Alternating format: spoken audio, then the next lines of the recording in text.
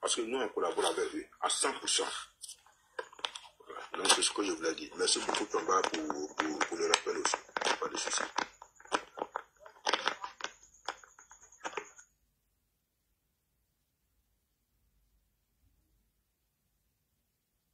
Jomo, tu voulais parler, non? Jomo. Ouais, il est parti également. Attends, il avait fermé mon micro, le monsieur là. Là, il n'est pas sérieux. Hein. Il n'est pas sérieux. Franchement, je suis d'accord avec Tomba et je suis d'accord avec un fils du, comment il s'appelle là, le fils de Boukani. Je suis d'accord. Mais il y a des moments où quand on parle, on sait que l'ADI a des informations. Mais le seul problème qu'il ne faut pas, c'est de ne pas donner des positions stratégiques. Parce que ça, c'est vraiment militairement, ça doit rester secret. Parce que tu as donné la piste, même moi-même qui ne connais même pas la région, je peux y aller. Mais comme on a des soldats aguerris, comme on a des soldats qui sont prêts à aller au front, comme on a des soldats qui, ma foi, maîtrisent le système de guerre, comme on a des soldats qui maîtrisent leur arme, on ne craint même pas. Sincèrement, on ne craint pas. Le président burkinabé est en train de lui-même se donner une certaine joie, mais la joie, elle n'est pas la joie que... Moi, je le dis tous les jours, hein.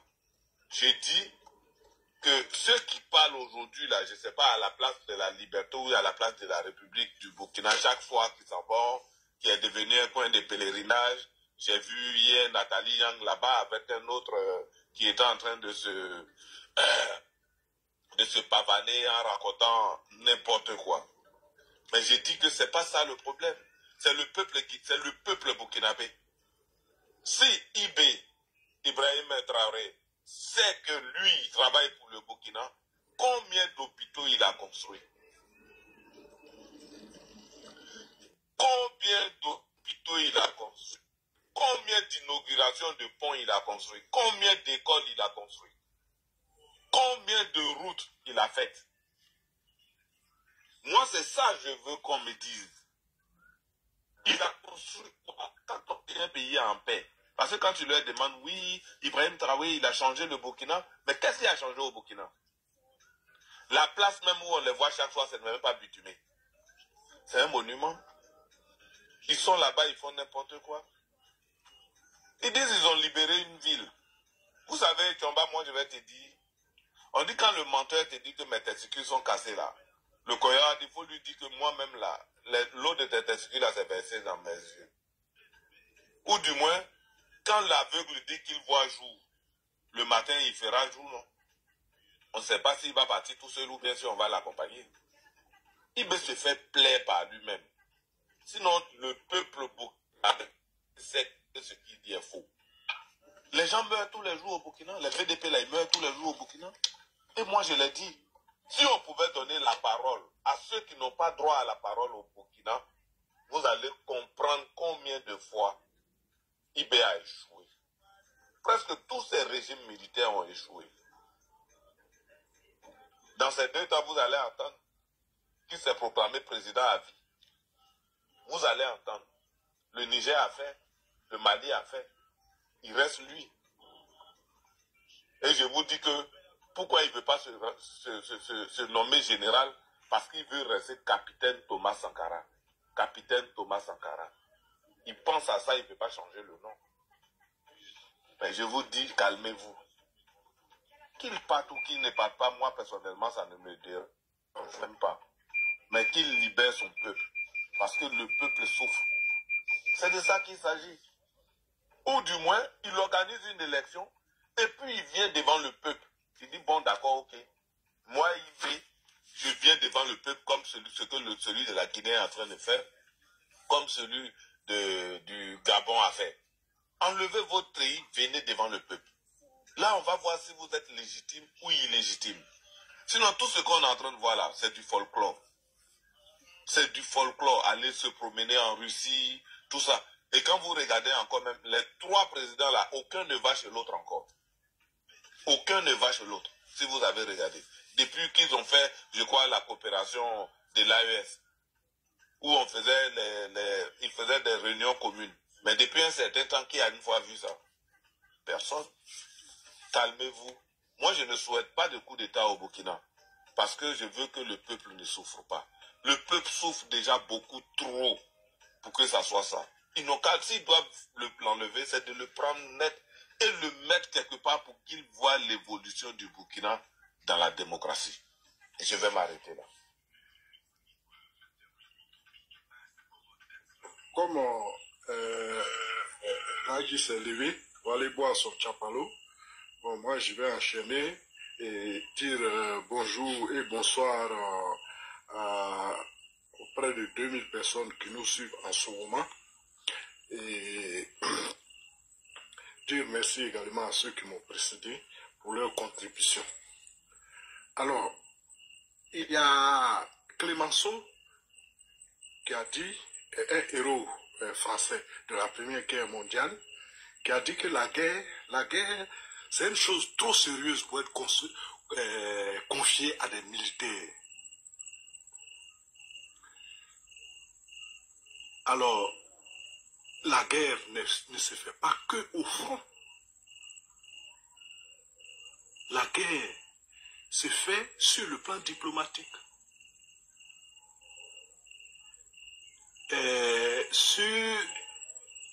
C'est comme une sorte c'est une crise qu'on gère sur plusieurs plans. Mais ce qui se passe au Burkina est horrible. Est horrible parce que celui qui est à la tête de l'État ne s'intéresse pas à la guerre. Pourquoi, je lui dis? Il est plus soucieux de l'image qu'il va laisser à la postérité. Il veut ressembler à un Sankara qu'il n'a pas connu. Et face à la réalité de la guerre, la propagande ne peut rien changer. La preuve, regardez ce jeune djihadiste et aujourd'hui, remarquez qu'ils ne cachent plus leur visage. Ces jeunes qui sont engagés dans cette aventure, oui, qui est sorti et qu'on nous a montré par la suite pour dire que non, il avait été déjà et que la situation est sous contrôle. Il est sorti pour faire une contre-vidéo pour dire qu'il est bien vivant. Alors, il y a des choses que la propagande peut changer, mais pas la réalité du terrain. Et Ibrahim ne s'occupe pas de ce qui se passe dans son pays. Il est plutôt soucieux de son image. Il appelle des escrocs internationaux qui vont l'encenser, qui vont célébrer un monument dédié à Sankara. Pendant que les Burkinabés tombent tous les jours, des massacres, des contre-massacres, des embuscades, des jeunes VDP qu'on envoie au front, qui ne savent pas grand-chose de l'art militaire et qui tombent. La réalité de la guerre nous est montrée par ce qu'on n'aime pas, à savoir les terreaux. Puisque aujourd'hui, chaque individu est une caméra mobile. La guerre est horrible. Elle déshumanise. Et ces soldats de fortune qui sont en moto nous montrent ce qui se passe sur le terrain. Sur les réseaux Telegram, oui, dans les groupes WhatsApp, des images horribles se promènent. C'est ça la réalité. Voir que des choses comme ça se passent dans un pays et que le chef a d'autres chats à fouetter, c'est inquiétant. Et que le chef veut déstabiliser son puissant voisin. C'est quand même la première fois que je vois un pays faible vouloir déstabiliser un autre stable et plus fort que lui. L'armée ivoirienne n'est pas épuisée. Je Il y a t'assure. une crise. Mais à quoi sert? Qu'est-ce qu'il sert en voulant déstabiliser la Côte d'Ivoire, en voulant attaquer la Côte d'Ivoire? Il croit que la Russie va l'appuyer? Jamais. Les Russes sont tous sauf des gens idiots. La folie dans laquelle il s'est engagé, les Russes ne vont pas le suivre. D'abord, les Russes ne vont pas sur le champ des opérations. Ils ne sont au Burkina que lui pour le protéger, c'est tout. C'est tout. Et Merci. piller le pays, exploiter l'or. J'ai même entendu un VDP dire sur un panel que oui, la Russie avait fait une usine d'or à Ouagadougou. Une usine d'or. Il n'y a pas d'usine d'or. Ce sont des fonderies. Les Russes purifient l'or au Burkina, le transforment en lingot pour aller comment on appelle, le vendre au Moyen-Orient. C'est un pillage, c'est une exploitation. Et pourquoi? Parce que non, ils ont envoyé, comme vous le dites, des bras cassés pour te protéger. C'est tout. Ils n'envoient pas des médicaments. Vous avez déjà entendu que la Russie a fait un don de médicaments parce que le Burkina est en guerre, il y a des blessés. Jamais. Ils ont livré ces pays à cette puissance qui se rend compte que bon, c'est très facile de manipuler les Africains. Dans le chaos. Dans le chaos, on pille. Dans le chaos, on fait la propagande, on paye des propagandistes sur les réseaux sociaux. Mais qu'est-ce que ça va apporter au Burkina? Question. Et on dit non, il a construit ceci, il a construit cela. Il n'est pas venu pour construire quoi que ce soit. Là, il nous a fait jouer son premier discours une fois. Il est venu pour sortir le pays du chaos dans lequel il est plongé. Il n'est pas venu pour construire des usines de tomates ou bien faire des routes. Et puis, il paraît que ces usines n'existent plus. Hein. C'était seulement faire l'inauguration et puis partir. Tout ça, c'est la propagande. Et il paye des cyberactivistes du monde anglophone pour faire la propagande. Avec les histoires de montage de l'intelligence artificielle, on a même vu Rihanna chanter pour Ibrahim Traoré. Et ça fait des millions de vues. C'est loin de la réalité que les Burkinabés vivent. Franchement. C'est loin de la réalité. La réalité, c'est que les Burkinabés ne peuvent plus aller au champ. Ces braves travailleurs, ils ne peuvent plus aller au champ. Voilà la saison des pluies qui vient. Oh Dieu. Ils ne pourront pas aller cultiver. Ces Burkinabés qui sont champions du monde dans la retenue d'eau pour produire. Je te dis, là, je suis allé dans un village burkinabé.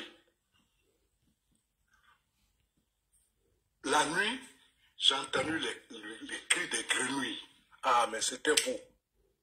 Parce qu'ils ont fait un espace où ils ont dit que c'est un Français qui s'était installé là-bas et qui avait créé ce lac artificiel où il y a cette vie qu'on connaît autour des lacs ou bien des rivières. Les canards, les oiseaux, mais c'était beau. Du moins, c'est beau. Alors, le pays est pris en otage par des terreaux. Et il y a une sorte de couvre-feu qui ne dit pas le nom. Alors, et à partir d'une certaine heure, les gens ne sortent plus. Est-ce qu'il y a couvre-feu au village? Non. On a connu des crises ici, le coup d'État, la guerre où on parlait de... Mais il n'y a pas couvre-feu au village. Mais les villages, à partir de 17h, 18h, c'est fini. Oui. Les gens ne circulent plus. Et ça dure des années. Et des gens donnent des ultimatums à ces populations pour leur dire quittez le village tel jour, nous allons venir. L'État n'arrive pas à les protéger. C'est ça la réalité du Burkina. C'est pas TikTok. C'est pas Facebook et consorts. La réalité du Burkina, c'est la souffrance. Et ce monsieur, vraiment, s'il y a des Burkinabés qui nous écoutent, qu'ils m'excusent, il n'est pas à la hauteur. Il n'est pas à la hauteur. La petite guerre qu'il y a eu le Burkina et le Mali en 86, Thomas Sankara avait déclaré la mobilisation générale. Ça veut dire quoi? Ça veut dire que tout ce qu'on fait doit concourir à soutenir la guerre. Hein? Tout ce qu'on fait, quand on dit mobilisation générale, tout ce qu'on fait, ça doit concourir à supporter les hommes qui sont au front, à soutenir les hommes qui sont au front. Alors, Ibrahim Traoré est aujourd'hui à la tête d'un pays où les enfants ne vont plus à l'école. Un pays où les enfants ne vont plus à l'école, c'est un pays qui n'a pas d'avenir. Franchement. Et qu'est-ce que nous allons faire de ces populations? Bonne question. De ces populations, de ces milliers d'hommes qui n'auront pas connu, qui seront ni lits ni écrits. Parce que ça fait des années que ça dure. Oui. Et rien n'est fait pour qu'on retrouve la paix. On est plutôt dans la propagande. On donne de l'argent à des escrocs internationaux comme un Nathalie Niam. L'argent de la souffrance des Burkinabés. L'argent des taxes payées par les Burkinabés sur tous les produits. Alors, le Burkina va continuer de s'appauvrir avec ce homme à la tête. L'armée, c'est l'armée burkinabé qui est le premier fournisseur d'armes des terreaux. Ils ne le cachent pas. Ils filment tout ce qu'ils font. Ils nous montrent des fusils, des tireurs de litres que les armées ont. Ils prennent des véhicules blindés. Ils y mettent le feu. Parce qu'ils ne s'en servent pas pour leur guerre. Effectivement. Oui, oui, les blindés, tout ça là sont mis à feu. Et il même l'a reconnu. Je vous dis, on ne vend pas des armes à crédit. Il n'y a pas un vendeur d'armes qui vous vendra des armes à crédit. Surtout si vous êtes en guerre. C'est trop sérieux ce qui se passe au Burkina. Pour que le chef d'État soit une superstar. Pendant que les populations souffrent. Elles sont chassées de leur lieu de localisation. Alors ce monsieur, franchement, une solution doit être trouvée. Jomo a dit tout à l'heure qu'il n'était pas pour le coup d'État. Moi aussi. Oui, mais on demande la rectification puisque eux me disent c'est rectification. Voilà, des Burkinabés se soulèvent pour aider ce jeune qui est dans un film, il rêve de Sankara. Je ne sais pas quel prix Sankara avait eu, si c'est un prix Nobel ou bien quoi. Mais pourquoi il veut ressembler à Sankara? Voilà, c'est ça qui est sa préoccupation. Tout ce qu'il fait, tous les mots qu'il prononce, c'est ce qu'il a vu dans les vidéos sur Sankara. Mais il n'a jamais vu, il n'a jamais connu. Il n'a jamais connu, lui il est né en 88. Lui il est né en 88. Sankara, c'est le 15 octobre, Sankara a été descendu. On célèbre. C'est le moment. Sankara est-il le seul chef d'État africain à être déjà à la suite d'un coup d'État? Non, il y a eu plein avant lui. Après lui, il y en a eu.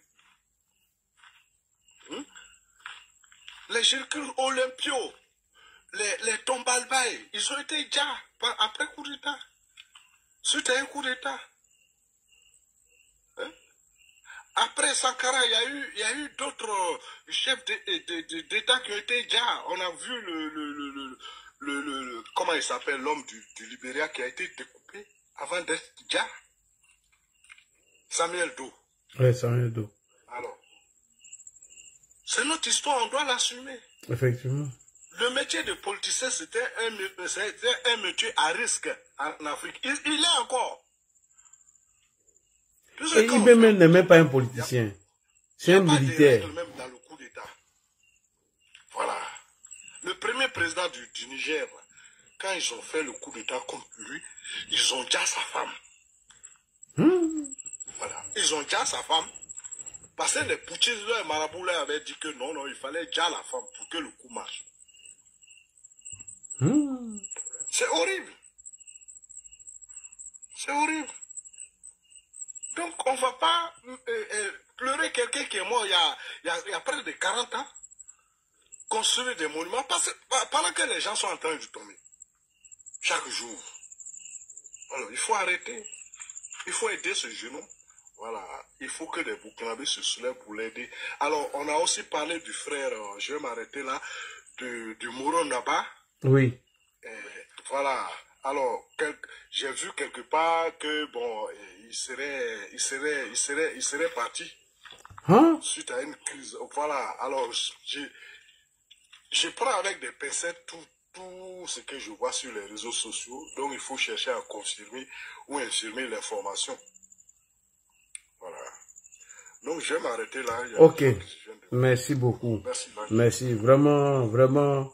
On nous a fait rêver pour rien que Djibo a été libéré. Vraiment. Et voit encore le même jeune homme qui buvait du thé est venu encore faire une vidéo. C'est une honte. C'est une honte. Le mausolée, l'inauguration de leur mausolée ou bien quoi. Ibeme n'était même pas présent. Vraiment, ça fait pitié. Allons-y le Prado rapidement. Non. Et ils ont lancé sur RTB qui sont en train de recruter. Hein. Moi, je demande à tous ces Wanyans, n'allez pas. Hein. Ceux qui vont aller se faire enrôler là, payez vos kits à Finguesa hein, et gardez ça bien avec vous. Voilà. Merci beaucoup.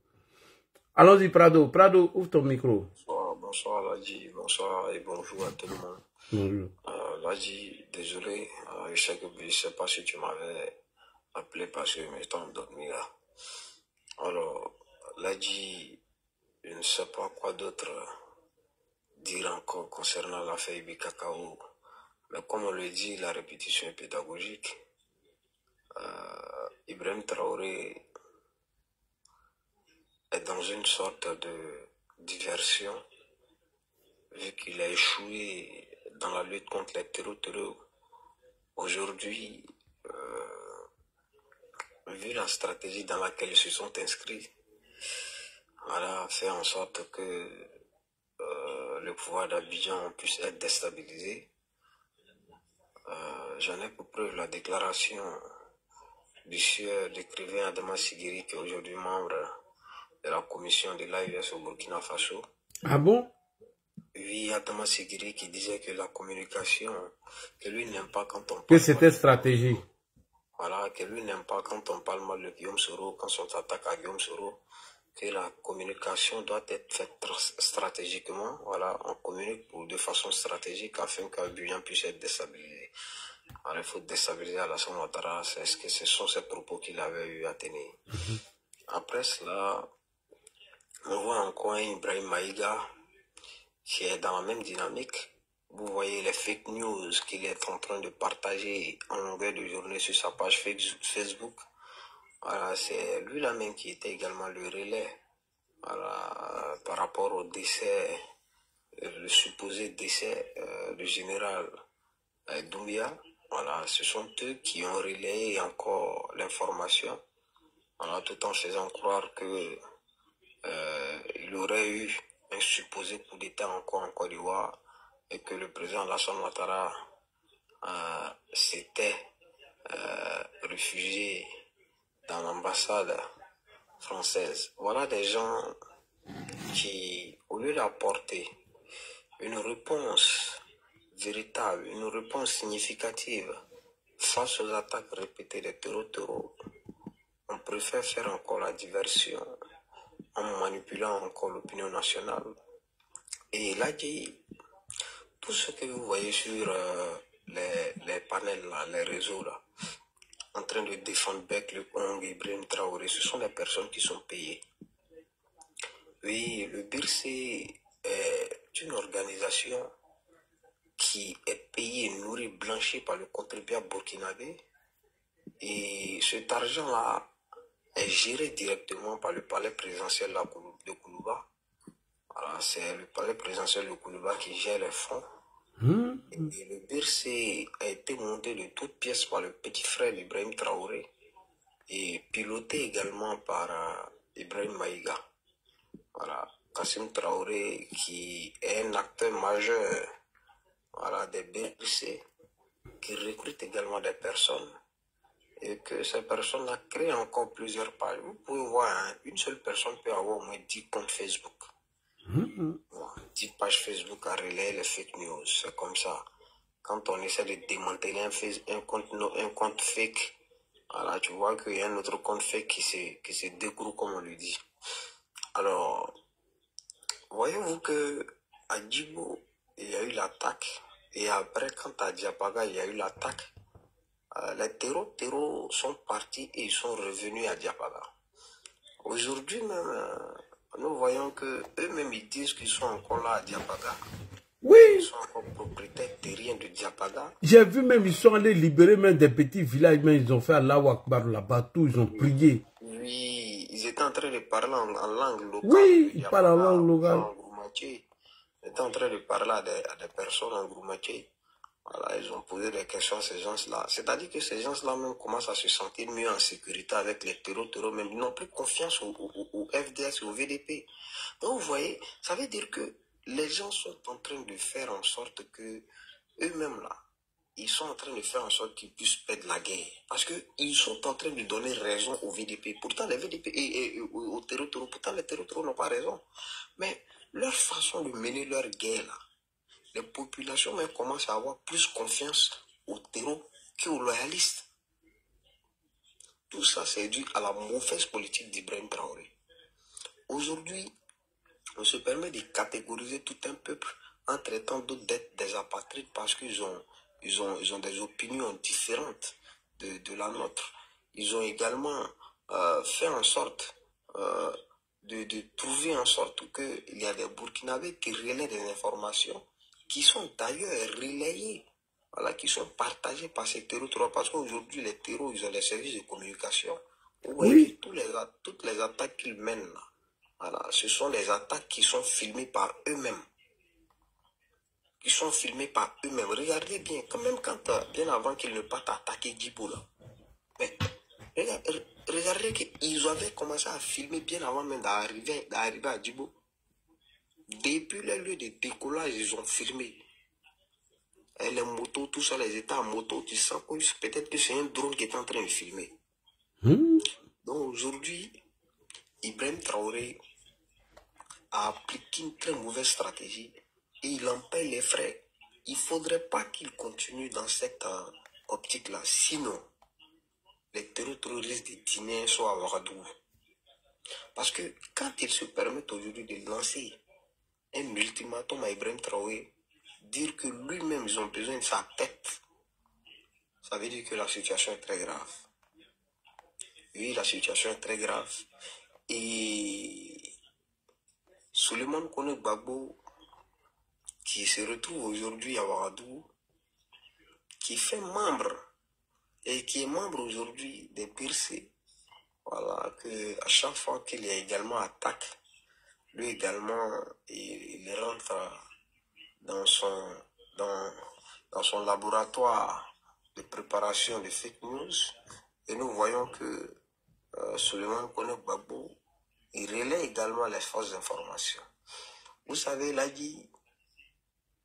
depuis que moi j'ai vu certains opposants de la Côte d'Ivoire se retrouver au palais de Koulouba, aller saluer Ibrahim Traoré et dire qu'ils étaient d'accord qu'ils soutenaient Ibrahim Traoré dans son combat dit de panafricaniste.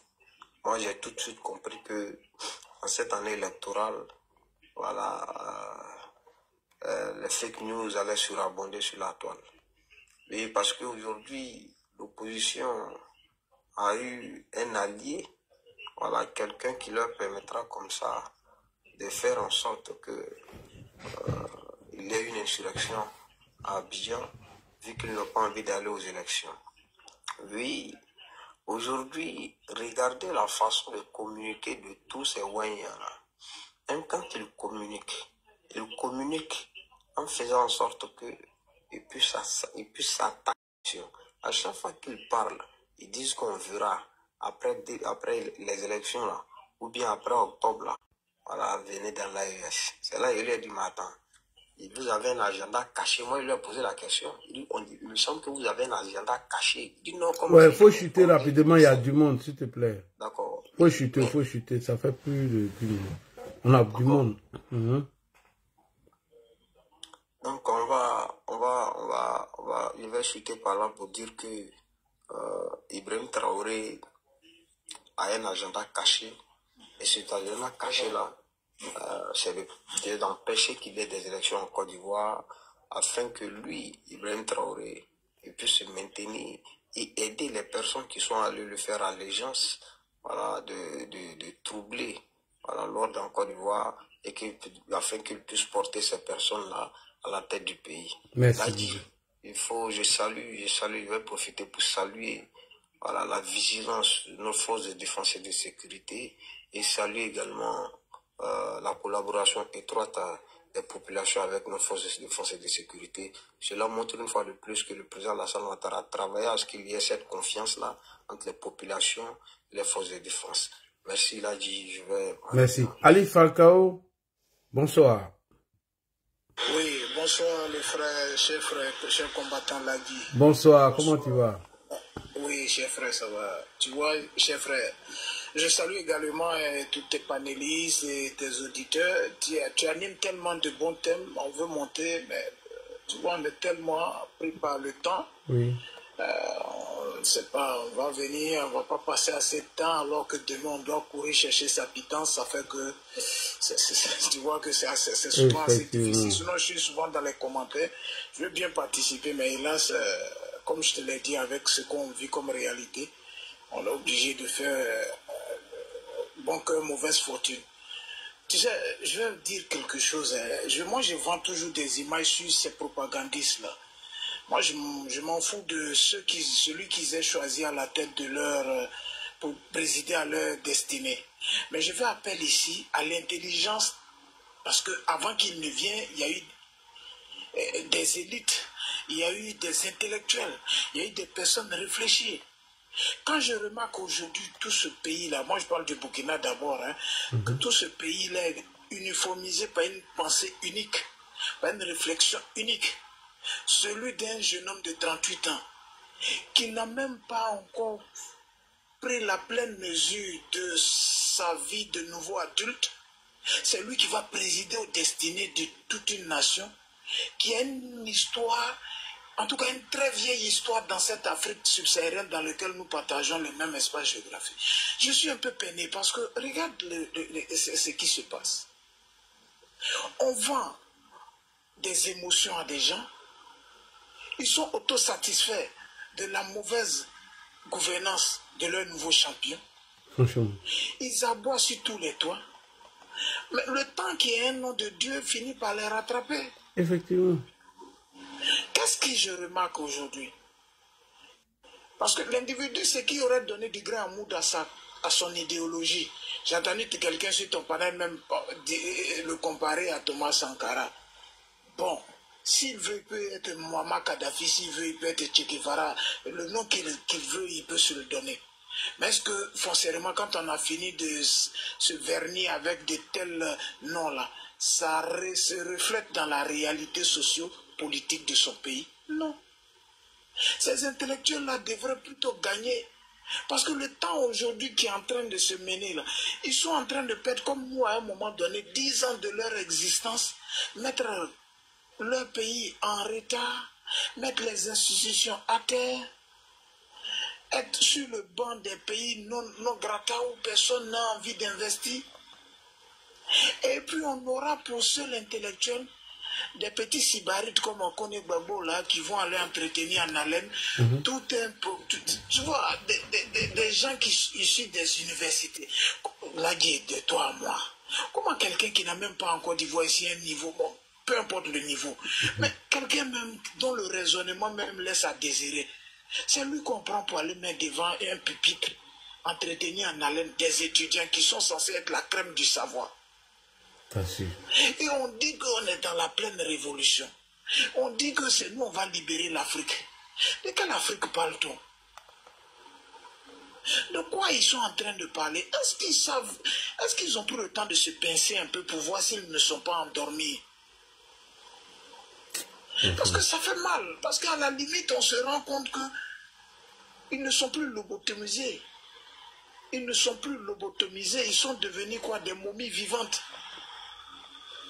C'est des morts vivants qui sont en train de marcher là. C'est-à-dire, ils suivent le chef de file, et puis tout ce qu'il lui décide, allez, on va avec. Ils prennent tel qu'ils le disent. Est-ce qu'ils se projettent dans...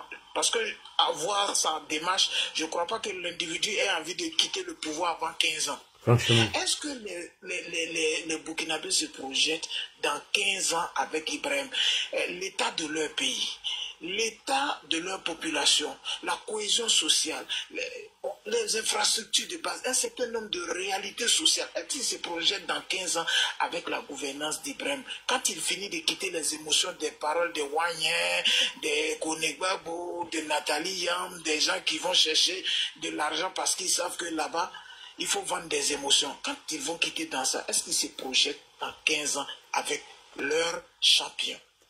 Franchement, bon, mais je me pose la question. Souvent, je suis ahuri. J'ai dit, mais waouh. Souvent, quand ces Occidentaux-là, ils nous disent, nous les Africains, nous sommes des abrutis. Mais ça a dessein, ce n'est pas toute l'Afrique qui traite d'abrutis. Hein? Oui. Mais tel tu te vends, tel on va t'acheter. Tel le Burkina présente l'image de l'Afrique. Mais les Européens se moquent. Et si des élites européennes sont en manque d'argent, sachant qu'ils peuvent dire des mots qui vont séduire les émotions des populations et que ça va remplir leur bourse, mais ils ne vont pas se gêner. C'est tellement facile aujourd'hui de se faire l'argent sur le dos des Burkinabés aujourd'hui. Il suffit simplement d'avoir, par exemple, pas forcément la peau blanche, mais il suffit simplement de prendre une caméra, d'avoir un auditoire, diffuser des informations mensongères sur la Côte d'Ivoire, traiter la France de néocolonialiste, etc., etc. Et puis tous les jours on crie à tu vas, que demain chaque passe sous ton, voilà, dans ta lettre à boîte, dans ta boîte à lettres, pardon, et puis tu regardes, tu reçois une récompense des dirigeants d'une façon. Là où ils sont incapables de trouver des solutions pour les déplacer, là où ils sont incapables de trouver des solutions pour tout ce qu'on a là-bas aujourd'hui comme zone assiégée, là où ils sont incapables d'apporter le b.a.-ba, des gens sont payés aux frais du contribuable. Bon, les gens n'ont pas, ils ont assez dit cela, mais moi ce qui fondamentalement me fait peur, c'est le mutisme de ces intellectuels-là. Franchement, même si on le reconnaît, mais il y a quand même, comme il y a un frère là, je crois, il se fait appeler Alassane Konobo. Oui, il dénonce. Oui. Lui, il dénonce. Des gens qui ne se sont pas laissés lobotomiser. Mais un dans 1 milliard, sa voix est très peu audible. Ça fait mal, ça fait foncièrement mal. C'est l'échec des mœurs africaines. Aujourd'hui, ce qui était sacro-saint au Burkina ne l'est plus. Vous étiez en train d'évoquer le fait d'avoir arrêté le frère du Moro Naba. Mais qui aurait pu imaginer que sous la gouvernance du Roc, même Damiba récent, de tels fantasmes auraient pu avoir jour dans le Burkina? Arrêter un des collaborateurs du Moro Naba. Mais c'était se livrer à la vindicte populaire. Mais c'est devenu banal là-bas.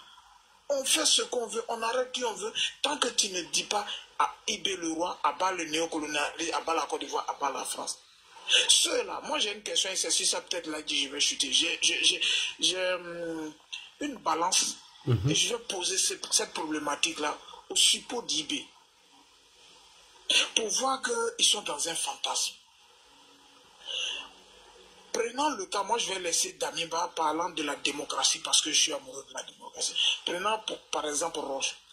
Si on a reproché à Roch son laxisme, sa faiblesse, un certain nombre de passivité face à ce qu'on va qualifier de terreau-terreau, au motif que l'armée n'avait pas suffisamment d'outils pour défendre la cause, chose comme on appelle, au motif qu'il était un supposé, etc., etc. Mais encore que là, les territoires n'étaient pas autant assiégés. Encore que là, la liberté d'expression était encore mieux conjuguée. Oui. Encore que là, les arrestations intempestives n'avaient pas jour. Encore que là, vous qui disiez que c'était le mot du Burkina, c'était la cause par laquelle aujourd'hui, tout ce qui est mauvais arrivait au Burkina, on ne voyait pas de telles dérives. Mais je vous rappelle, je vous demande aujourd'hui, tous ces mots que je cite là, le nouveau champion que vous adulez, il a trouvé solution ou bien on va de mal en pire? Les arrestations abusives, intempestives, ont-elles joué aujourd'hui sous la gouvernance d'Ibrahim? Bon, je ne vais pas donner sa qualification, mais d'Ibrahim, la liberté d'expression, est-ce qu'elle se conjugue de la meilleure des manières aujourd'hui au Burkina? Non. Est-ce qu'aujourd'hui, les valeurs sacro-saintes sont respectées au Burkina?